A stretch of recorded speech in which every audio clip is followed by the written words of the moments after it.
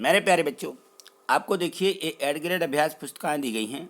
इनको हमें भरना है और फिर भर कर के हमें अपने क्लास टीचर से चेक करवाना है। तो जो एड ग्रेड वर्क बुक दी गई है ना, इसी में इस वर्क बुक का मतलब है कि इसमें प्रश्न दिए गए हैं और पूरा वर्क यानी इनमें जो उत्तर हैं वो आपको स्वयं को करना है। तो देखिए आज हम देखते हैं इस कक्षा छठवीं की जो हिंदी दी गई है, इसके जो पाठ दिए गए हैं, इनके प्रश्नों को समझते हैं और लिखते हैं। तो देखिए, तो यहाँ देखिए ये दिया गया है पाठ 11 झांसी की रानी।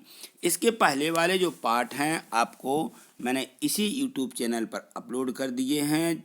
या तो आप गणित वाले सर के नाम से इसको सर्च कर सकते हैं या नीचे लिखा है इसको क्लिक करके ऊपर जो प्ले लिस्ट आएगी उसको आप क्लिक करके बाकी के जो पाठ हैं उनको आप देख सकते हैं या जो विषय रह गए उनको आप देख सकते हैं। यदि आपने चैनल को सब्सक्राइब नहीं किया तो चैनल को सब्सक्राइब भी कर लीजिए। देखिए दाएं तरफ ये लाल से सब्सक्राइब लिखा रहता है, तो आपको उसे क्लिक कर देना है और बेल आइकन जो घंटी आएगी उसको भी क्लिक कर दीजिए, तो ये चैनल सब्सक्राइब हो जाएगा, जिससे कि आपको सभी मेरी वीडियो आपको मिल सकेंगी। तो आज हम देखते हैं इस पाठ 11 को, झांसी की रानी।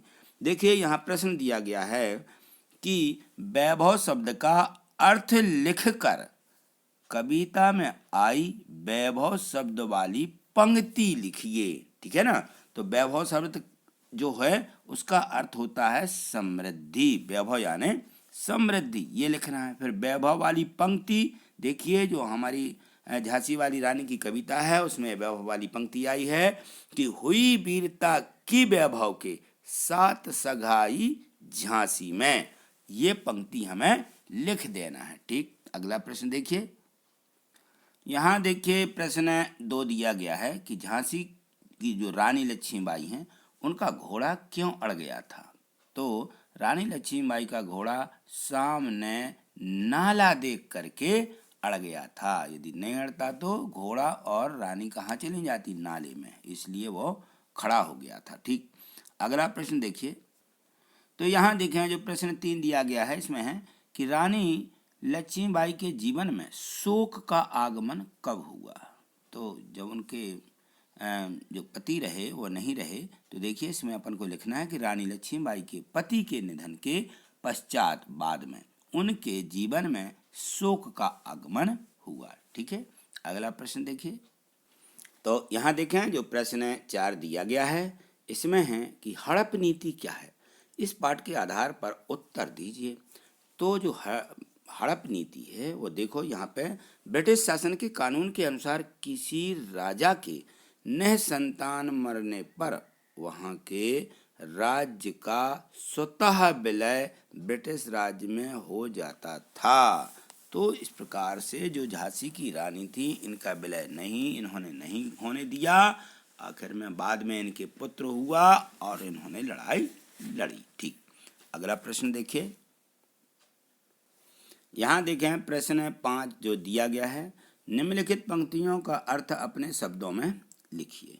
तो हमको जीवन करने आई वन स्वतंत्रता नारी थी और दिखा गई पथ सिखा गई हमको जो सीख सिखानी थी।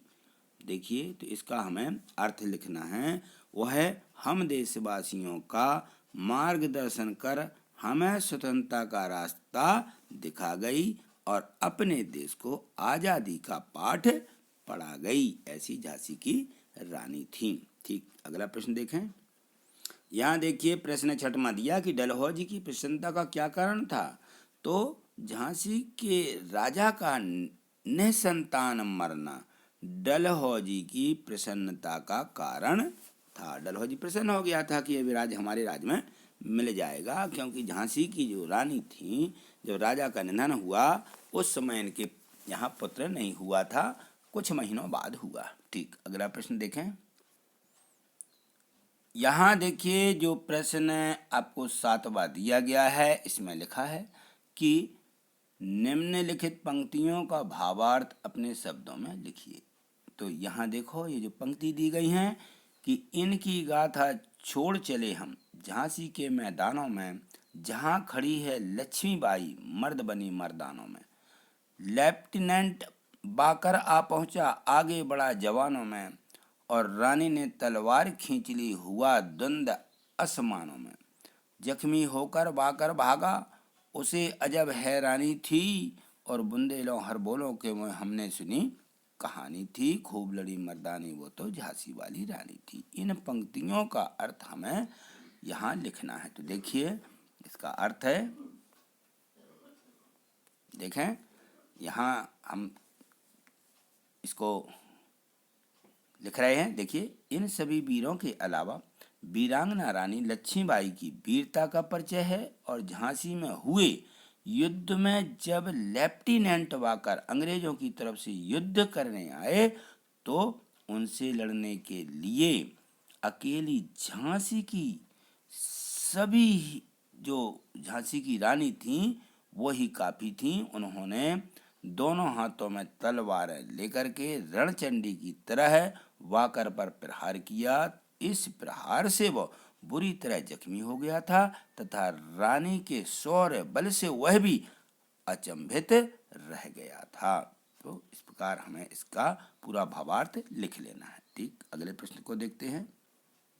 यहाँ देखिए मूल्यांकन दिया गया है। प्रश्न 8, रानी लक्ष्मीबाई के मुँह बोले भाई कौन थे? तो रानी लक्ष्मीबाई के मुँह बोले भाई नाना साहब थे। ठीक, अगला प्रश्न देखिए। यहाँ देखें प्रश्न 9, रानी लक्ष्मीबाई और उनके पति की जोड़ी की तुलना कवित्री ने किन किन से की है? तो रानी लक्ष्मीबाई के पति की जोड़ी की तुलना जो है चित्रा और अर्जुन, शिवाजी और भवानी से की है। ठीक, अगला प्रश्न यहाँ देखिए प्रश्न 10 को पढ़िए। लिखा है कि महारानी लक्ष्मीबाई के गुणों का वर्णन अपने शब्दों में कीजिए। तो यहाँ देखें 1857 की क्रांति की महान नायिका और नारीत्व, साहस और शौर्य की प्रेरणादायक झांसी की रानी का जीवन हर मामले में अनुकरणीय है। हम रानी के साहस, शौर्य और वीरता को तो अच्छे से जानते हैं, मगर रानी लक्ष्मीबाई का जो व्यक्तित्व है इससे कहीं ऊपर है। 28 जून 1858 को ग्वालियर में शहीद हुई रानी का जो बलिदान है पूरे देश के लिए उदाहरण है। वीरांगना महारानी लक्ष्मीबाई के व्यक्तित्व और कृतित्व के ऐसे कई अनोखे उदाहरण हैं जो आज के आधुनिक लोकतांत्रिक शासकों के लिए मील का पत्थर बने हुए हैं। ठीक, तो इस प्रकार से हमें सभी प्रश्नों के जो 1 से 10 तक के दिए गए थे हमने इनको अच्छे से समझ लिया है। इनको अब हमें अपनी जो वर्कशीट दी गई है, जो हमारी ये नोटबुक है एड ग्रेड अभ्यास पुस्तिका, इसमें हमें इनको लिख लेना है और लिख करके हमें अपने क्लास टीचर से इनको चेक करवाना है, क्योंकि वार्षिक परीक्षा का पेपर इसी में से आना है, इसी में से पूछा जाएगा। तो हमें इन सभी को जो हमारे अन्य विषय भी दिए हैं इन सभी को हमें लिख लेना है। ठीक, आज इतना ही। कर देखते हैं अगले पाठों के साथ अगली वीडियो के माध्यम से। थैंक यू, धन्यवाद।